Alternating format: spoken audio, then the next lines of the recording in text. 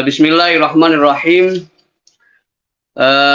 Baik Pak Yusuf, terkait pertanyaan tersebut, jadi kembali lagi bahwa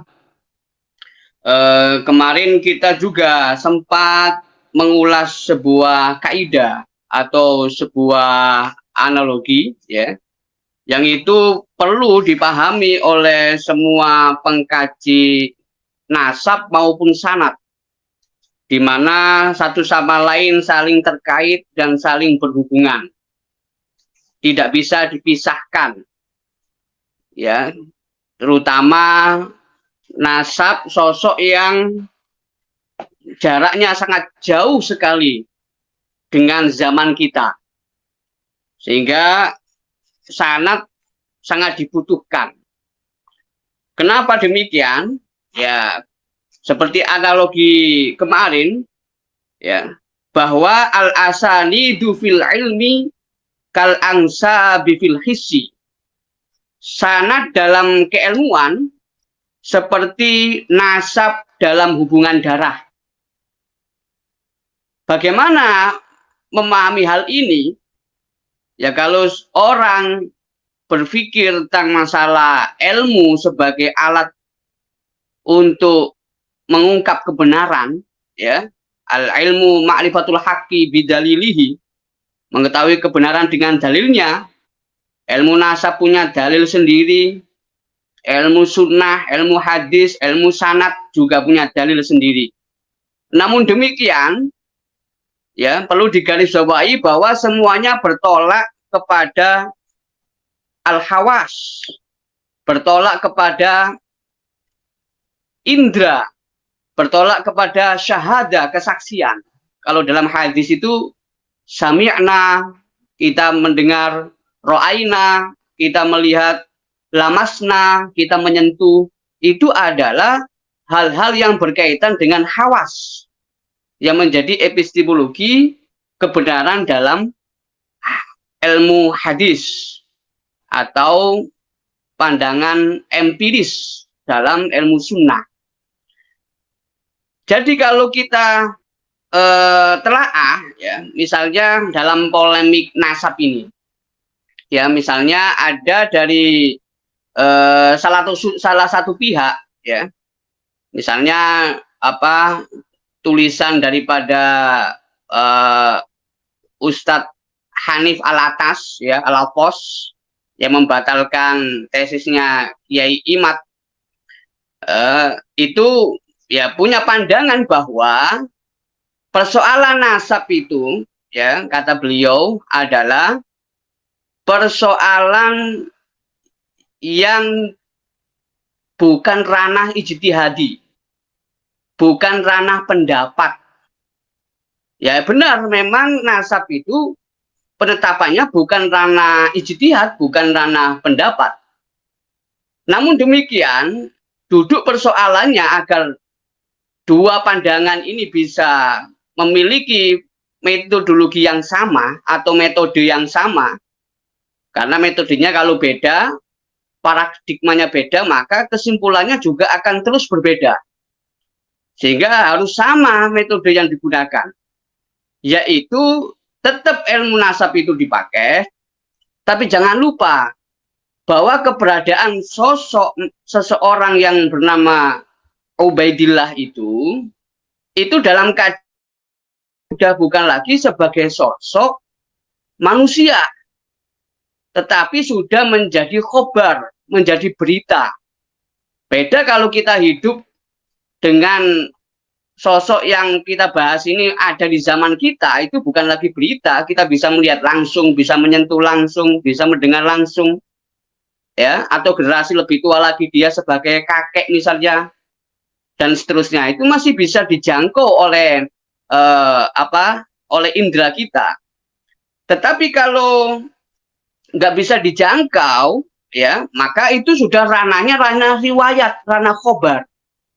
Ketika sudah ranah khobar ini, maka ilmu sunnah ini punya andil, punya peran untuk memberikan analisa apakah ini sesuatu yang bisa dikatakan makbul, diterima, ataukah sebaliknya mardud, tertolak. Ya, kita urut misalnya dalam tradisi sunnah orang akan berbicara tentang yang pertama intihaus sanad, tentang ujung sanad, ketersambungannya sebuah pesan kepada Nabi. Ya, kalau ketika pesan itu bersambung kepada Nabi, maka orang mengenal istilah marfu', hadis marfu'.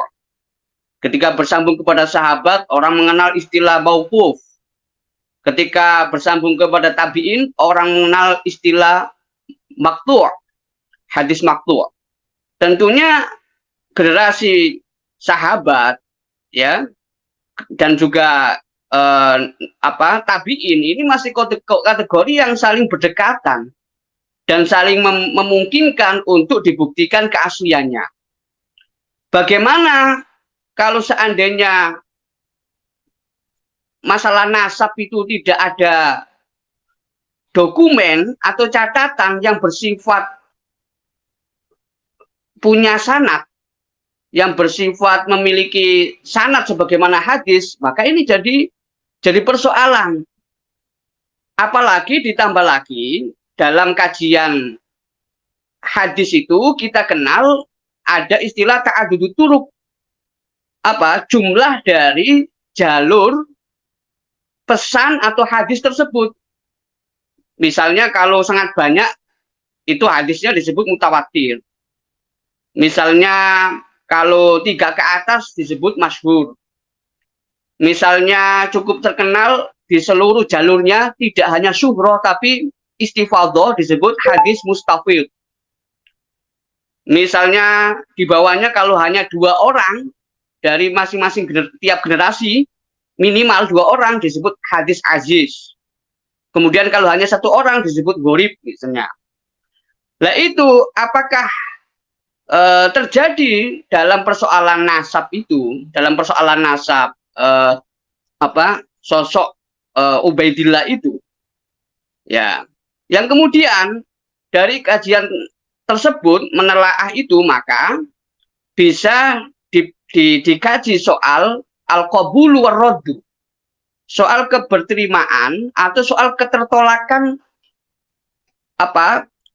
nasab tersebut. Jadi bisa dibahas di sini ya sebagaimana adanya sanad itu kan disebutkan laulal isnadu laqala man syaa ma syaa. Ya, seandainya tidak ada sanad maka orang akan berbicara semaunya. Oleh karena itu seorang perawi ya termasuk dalam hal ini riwayat nasab ya maka harus dipastikan bagaimana adalatuhu, keadilannya ya, kesikohannya, bagaimana dhabtuhu, daya ingatnya. Itu sebagai pribadi. Tapi ada unsur lain yang juga penting, yaitu unsur yang disebut dengan ittisalus sanad, ketersambungan sanad tadi, dan juga persoalan aman dari syadz dan aman dari ilat. Ya, kita kasih contoh saja masalah ini. Kita bisa mengatasi persoalan polemik nasab ini dengan belajar dari imam kita yaitu Imam Syafi'i. Beliau ini diriwayatkan oleh murid beliau sendiri Imam Ahmad ibnu Hambal ya bahwa ada seseorang bertanya kepada Imam Ahmad perihal kehadirannya di majelis Imam Syafi'i. Sampai-sampai meninggalkan majelis Imam Sufyan ibnu Uyainah. Ini juga gurunya Imam Syafi'i yang sangat terkenal di Mekah. Spontan Imam Ahmad menjawab, ya. Jadi kan ada orang heran, kenapa Imam Ahmad itu berani meninggalkan majelis pengajian Imam Sufyan bin Uyainah demi untuk bisa hadir di majelisnya Imam Syafi'i. Nah, apa jawaban Imam Ahmad bin Hambal? Diam saja kamu. Sungguh jika dirimu kehilangan hadis yang ali itu hadis yang sanadnya tinggi, ya. Jadi kalau hubungan ke atas itu ada ada perantara 3 orang, dia cuma 2 orang, berarti ya sangat tinggi. Ya, itu namanya ali. Sungguh jika dirimu kehilangan hadis yang ali, ya yang sangat tinggi tadi kata Imam Ahmad, kamu bisa menemukan yang nazil, maksudnya yang rendah, ya nggak ada masalah gitu. Dan ini tidak membahayakanmu, kata Imam Ahmad bin Hambal. Namun jika kamu kehilangan nalar pemikiran pemuda ini, ya hadza syab yang dimaksud Imam Syafi'i, saya khawatir engkau tidak akan pernah menemukan gantinya. Nah ini pesan yang sangat kritis dari Imam Ahmad bin Hambal, bahwa beliau khawatir kehilangan sosok Imam Syafi'i, yang mana Imam Syafi'i itu dikenal sebagai sosok yang selektif, sosok yang bertanggung jawab atas pesan-pesan apa yang beliau terima. Tidak hanya sekedar menyampaikan saja. Ya, yang kita sebut dengan aklu riwayah. Tapi Imam Syafi'i adalah sosok yang menggunakan aklu riayah. Nalar tanggung jawabnya terhadap pesan yang ia cari dan pesan yang ia terima. Itu adalah Imam Syafi'i. Jadi dari sini kita bisa memahami bahwa persoalan nasab tersebut, catatan yang ada, ya kalau dalam tradisi nasab itu kan yang dilihat kan syuhra wal istifadhah saja, jarang ya nggak menyebutnya mutawatir. Yang kita sama-sama tahu yang jadi perdebatan itu ya adalah selisih yang begitu jauh antara antara penyebut nama Ubaidillah, ya yaitu Syekh yang menjadi perdebatan, Syekh Ali bin Abu Bakar As-Sakron, ya Ba'alawi, itu yang mana beliau posisinya berada di abad ke-9. Sedangkan ya sosok Ubaidillah itu ya itu merupakan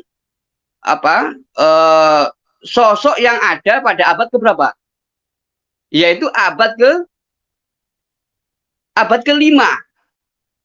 Nah, kemudian dari selisih 5 abad lebih setengah 5,5 abad itu, ini yang kemudian membutuhkan bukti kalau benar-benar keberadaan sosok tersebut adalah sosok yang historis, bukan sosok yang ahistoris, atau bukan sosok yang fiktif, atau bukan sosok yang diada-adakan.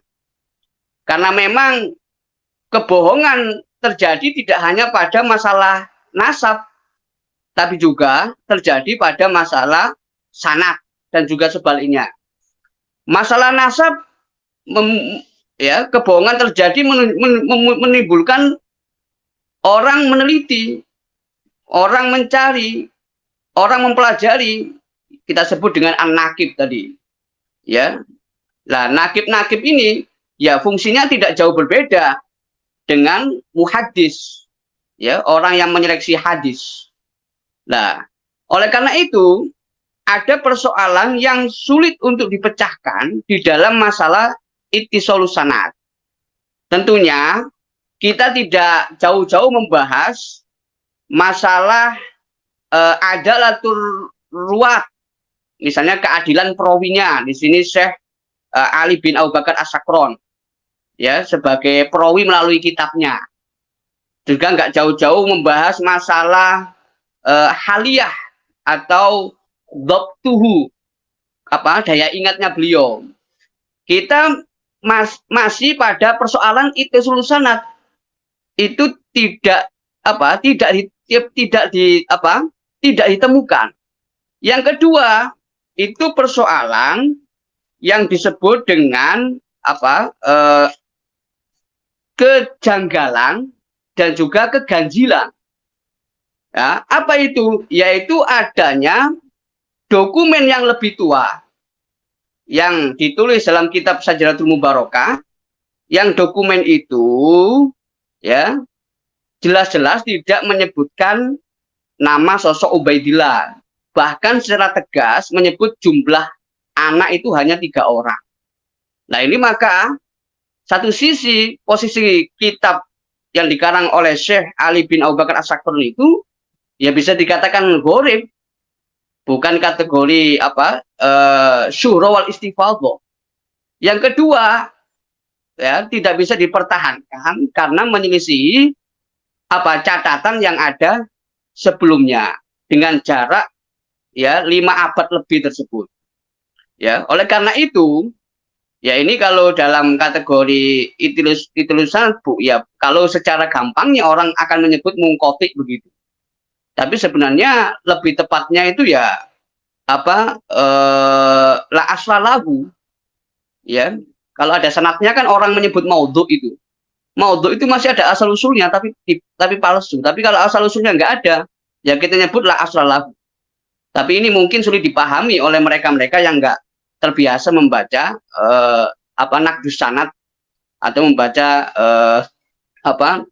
mustalahul hadis. Namun demikian, ya orang bisa menyebut hal itu sebagai mungqati'. Lah, ditambah lagi, apakah kemudian hal ini mardud? Nah, ini saya tidak menghakimi.